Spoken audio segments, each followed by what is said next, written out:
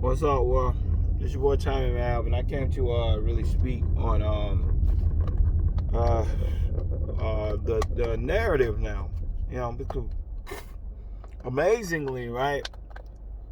I tell people all the time, LeBron is the most criticized athlete that ever lived, always will be, um, because everybody loves when LeBron is playing well. It's like people get angry when people say it, right? But the minute he starts playing bad, everybody jumped on him. Nobody says anything, right?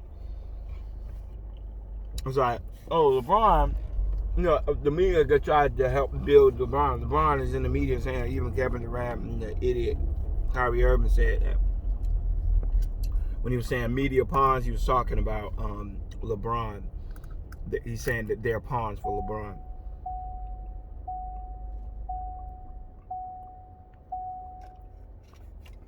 Yet, anytime the freaking Brooklyn Nets piss in the wind, it's seen as some amazing feat, right? But as I said before, when you are LeBron James, that's something that I tell people all the time. That's a hard mantle to carry. I tell people, you can look back down the line. Since LeBron came into the NBA, there have been a lot of people they've said carry the mantle as the best player. But none of them have to deal with the scrutiny. LeBron does. LeBron's been dealing with that scrutiny since he was 19 years old. He's built for it. A lot of people aren't. Other people aren't. Let's talk about recently, right? There was a point when Kevin Durant was considered. Remember, he won his first MVP. Everybody was saying he was the new best player competing with LeBron. Gave him that mantle. He went crazy in like a year. Start cursing out reporters, going crazy, attacking people personally, calling people idiots, stupid. Like that's what Kevin Durant did within a year, right? Same thing with Steph Curry. They start out as the baby face, everybody loves him.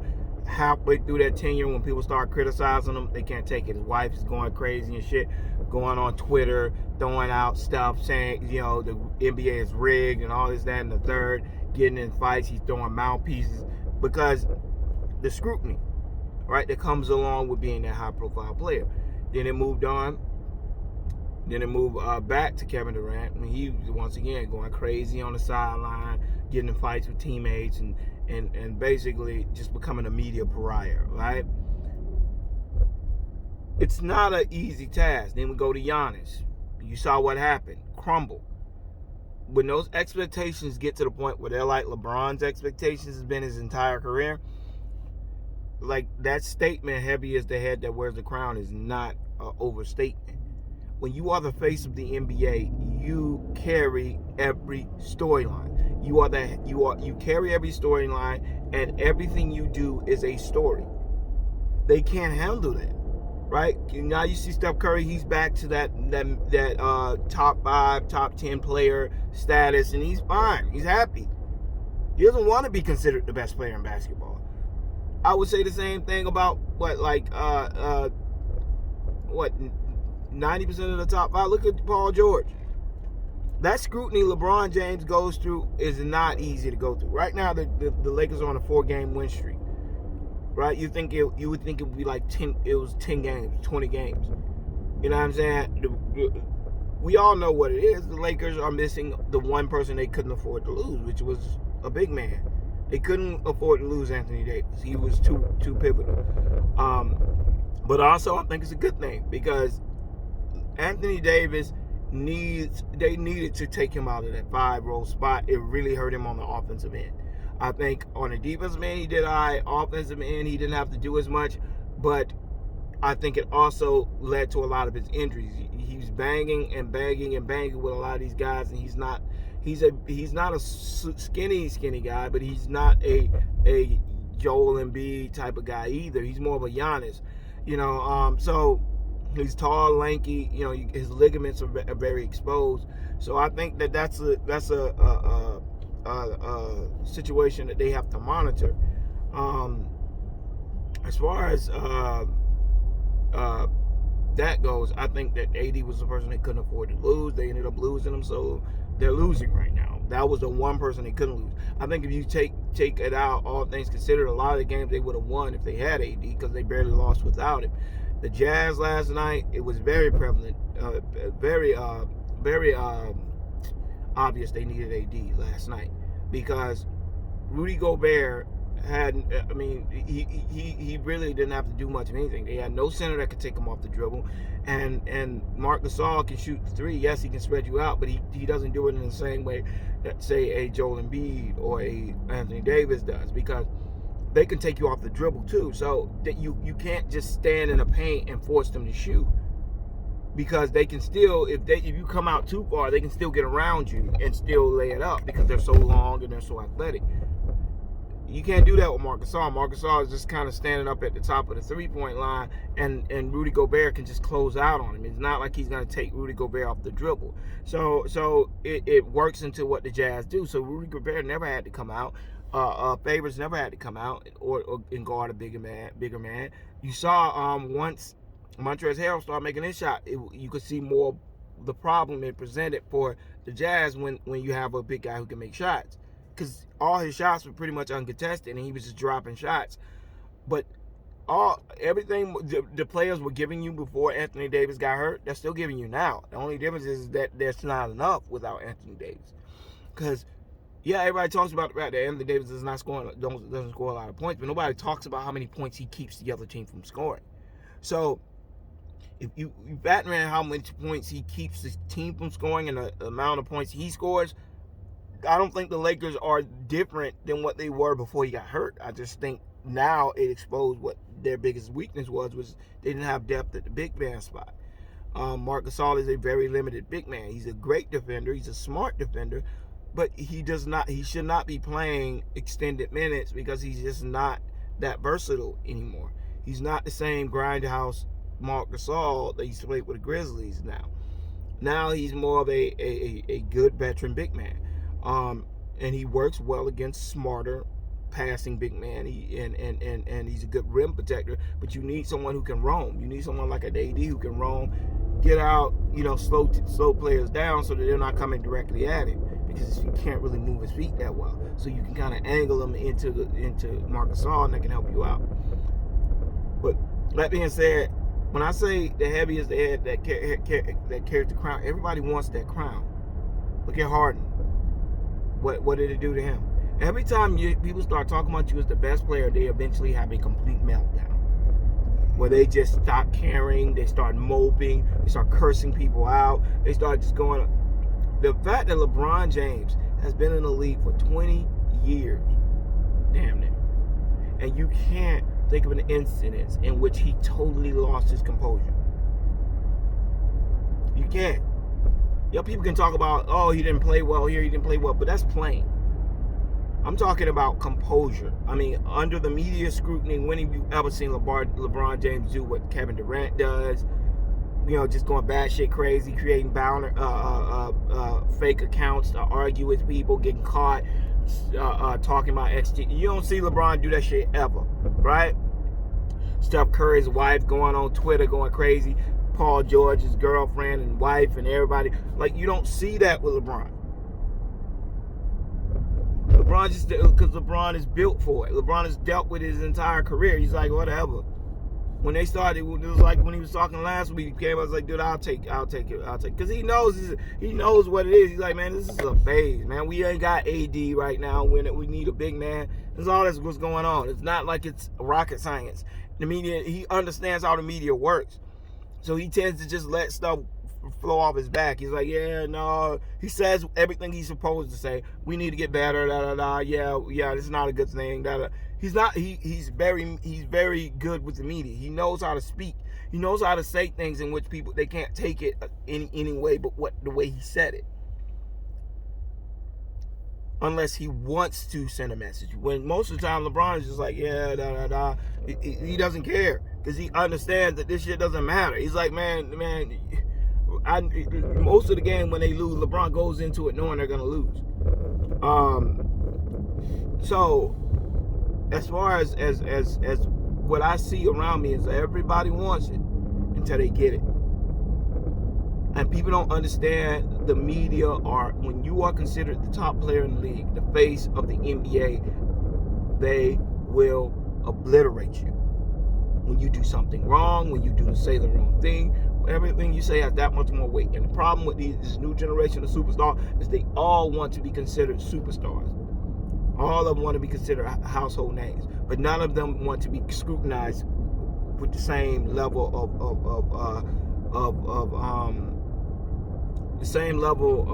of scrutiny that they deal with, that they play with. Like, so they want to be praised for everything great they do, but they don't want to be criticized for the dumb shit they say.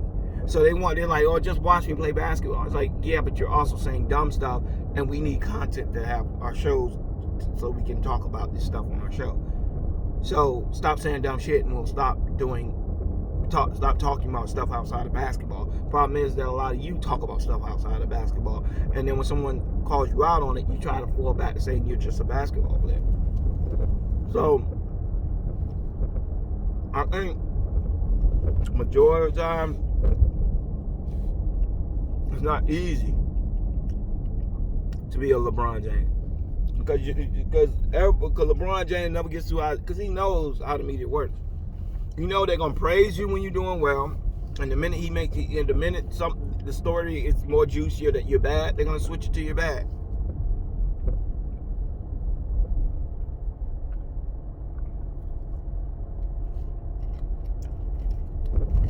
He's been doing it too long. So LeBron knows. Oh yeah, LeBron. You think LeBron didn't know when Anthony Davis went down that this was a possible outcome, that this was gonna happen? Considering the games they had coming up with him out, you think he didn't know that? I'm pretty sure LeBron anticipated that they probably run into a rough patch because they didn't have Anthony Davis and no real big man to replace him. So that being said, you know what I'm saying? The whole narrative that the media kisses LeBron James's ass 90% of the time is so stupid. It's just not true.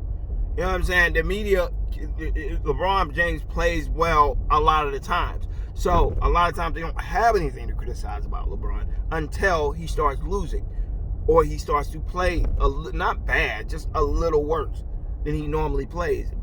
So they focus on everything he does: his free throws, his three-point shots. The media, LeBron has set up people who are literally, their whole career is based on anytime the man does anything, their ratings kick. Anytime they have a substantial reason to criticize LeBron, their ratings kick. He has several people who rely on his downfall for their ratings to upkick. They have seen how the association between him playing bad and them criticizing him because of who else? Batshit crazy Jordan fans, right? They can't wait for LeBron James to play bad so that they can go on TV and hear all these people talking about negatively about it. And go to the comments. I don't see why they ever compared him to Michael Jordan. Anytime the guy has 2 games where he plays slightly worse than he normally does, I don't see why they ever compared him to Jordan. That's a stupid comparison to begin with. As if because he played 2 games, it's going to erase everything he's ever done. It blows me away. Like I said before, anybody who is dumb enough to believe that the media gives LeBron a pass on anything is ridiculous. Those people are not passing up ratings and or money for LeBron's ego. And the thought process that goes into that. Anytime a player murmurs something negative about LeBron, it's headline news. Everybody's talking about it. That shit don't work when you talk about Peyton Manning. Say something negative about Peyton Manning and see if it gets front page news. Say something negative about Tom Brady, see if it gets front page news. It won't. Because they don't ever want to besmirch their heroes, right? I don't give a shit about black heroes. You say anything negative about any black player, that shit gonna be front page news, and they're not only gonna do it, it's gonna be legitimized, and they're gonna act like it's a 50-50 split on who thinks that, when it's one idiot who said it and 90% of the people don't think that. But like I said before, they ain't gonna never do that shit. It's just like when RG3 and Paul George and Andrew Luck were dealing with their situation. Same type of shit. Andrew Luck, people were bashing him, saying he was weak. That shit was underplayed. RG3 had one idiot say one thing about him, and the whole narrative was that the team doesn't like RG3. You know what I would rank to? This whole Asian, blacks attacking Asian bullshit, right? I've been around black people my entire fucking life. Every single day. I have never heard them say anything negative about a black, Asian person. Not one time. I don't ever remember a black person saying anything negative about Asians. They fucking forget Asian people. They're like Indians to black people. Half of the time, black people don't even remember they fucking exist, let alone have tension towards them. But the media portrays it in a way that it makes it seem as they push narratives, right? Nobody gives a shit about the black people ain't going out fighting Asian people. They're not attacking Asian people. 90% of Asian people, if you go ask them if they ever had a problem with a black person, 90% of them will say no. Because black people don't even fucking mess with Asian people. They don't even half the time know they exist, let alone target them for bullying and stuff like that. So that's just bullshit. It's just not true. And then and so the media portrays 2 or 3 attacks in which these Asian people are being attacked, and it has no fucking way of proving that these Asian people are being attacked because they're Asian. This is people attacking other people, and they're saying, oh, see these Asian. What the hell makes you believe this is Asian inspired? What makes you believe they're attacking them because they're Asian? Nothing in this clip shows me where did he yell out, I hate Asians? Because what you're showing me shows no correlation between him attacking him and them being Asian. Just shows them attacking people. One lady got robbed of her purse. Like shit, you trying to tell me I can show you 20 clips of black dudes doing that to other black women? How does that prove he hates Asians? And then they show another one where a guy's walking down the street and pushes a guy out of his way, and the guy falls and cracks his head. Explain to me why you would do it because the guy is Asian.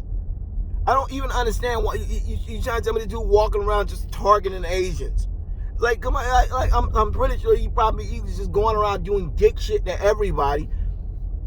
It has nothing to do with them being Asian.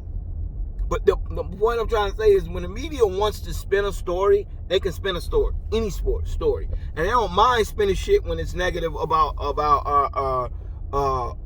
like black athletes. I don't give a shit. They're gonna put out, if you give them anything, they're gonna put it out and they're gonna legitimize it and they're gonna make it look like it's the narrative of the entire team. White dude, the same shit comes out. Peyton Manning fucking teabagged the girl when he was in college. Nobody knew about it until he retired. And all these people come forward saying they been knew about the story and never reported on it because they thought it would be irresponsible. But yet but they bring up that same bullshit lie about Delonte West sleeping with LeBron James' mother when that shit is just completely not true. They perpetuated that shit though, right? And that's the type of stuff I'm saying. It's like, that's the problem I have. When the media wants to spin a story, they will spin a story, and it does not matter what you think or how or the truth. And like I said, the Asian shit is a prime example. There's a upkick of black people attacking Asian people, and then you show the same 3 clips over and over and over again. And it ain't got no fucking correlation to the people being Asian. Just people robbing and criminals being criminals. What the fuck does that got to do with them being Asian? And then pair it with one clip of this white dude calling the dude racially yes, there are a lot of white people, so some of them are going to be racist. That does not fucking mean that all white people are racist in attacking Asian people. And it definitely doesn't mean all fucking black people are running around beating up Asian people. There's no fucking correlation. In all of U.S. history, there's no fucking broad event outside of them, that concentration camp in which they were at war with an Asian country, that they ever fucking did anything on a wide scale level to Asian people. Shit just has never been there. If anybody has no fucking gripe to have with America, it's Asian people. That they have done nothing but profited off the struggle of a lot of minorities in this country, namely black people, and they've been able to get far in this country based on their association with being minorities. But the truth of the matter is that there's no widespread fucking ever been a widespread concentration to keep Asian people down. They've never had a problem getting loans. They've never had a problem getting housing. They've never had a fucking problem at all with any of that shit. So to try to put their narrative that black people are running around attacking Asian people and undermining something like that, to me is very misleading, and I think it's very dangerous. And but I know that's a little off topic, but the reason why I brought that up is because it annoys the shit out of me. Like, it annoys the hell out of me when I see false narratives. And this is just not about the Asian story. It's like the media in general. It's like white, right, left, and this shit is just crazy as a human being to try to map this stupidity of fucking misinformation that's always out there about these false narratives. Every white person is racist. Every black person is a victim blamer and a victim of racism every time they walk outside. It's like, yeah, racism is prevalent. Yes, there are a lot of white people that are racist, but there are also a lot of white people who are not racist, and they're a very large population. So you have to take that into context and say, okay, they're a very large population. So if they're going to be racist in a particular race group, you're probably going to have more of them. Why? Because there are more of them. So you're going to see more racist white people because they're a way bigger population. Black people are a smaller population. So if you push a negative narrative about black people, that's going to be very, very hard to overcome because they are such a small population. So because black people, we are such a concentrated population, a lot of people don't get firsthand contact and firsthand interactions with black people outside of work and places where they go to basically be serviced. So they don't interact with them. So these narratives that are pushed, when you push a negative narrative about a minority group, it's very, very, very hard for that group to overcome that stigma because they are not widespread. You can push a negative stereotype about white people being racist because a lot of us deal with white people on an everyday basis, and we realize not all of them are racist. So you have a representation to counteract what you're seeing. But when you are African American or Asian or anything like that, or Hispanic, it's harder for you to overcome those negative stereotypes because a lot of white people just do not deal with other races. They are secluded. They live in suburban areas that are majority white. They send their kids to schools that are majority white. They come home and they go to everywhere they go, everywhere that they meet, their kids' soccer game, majority white.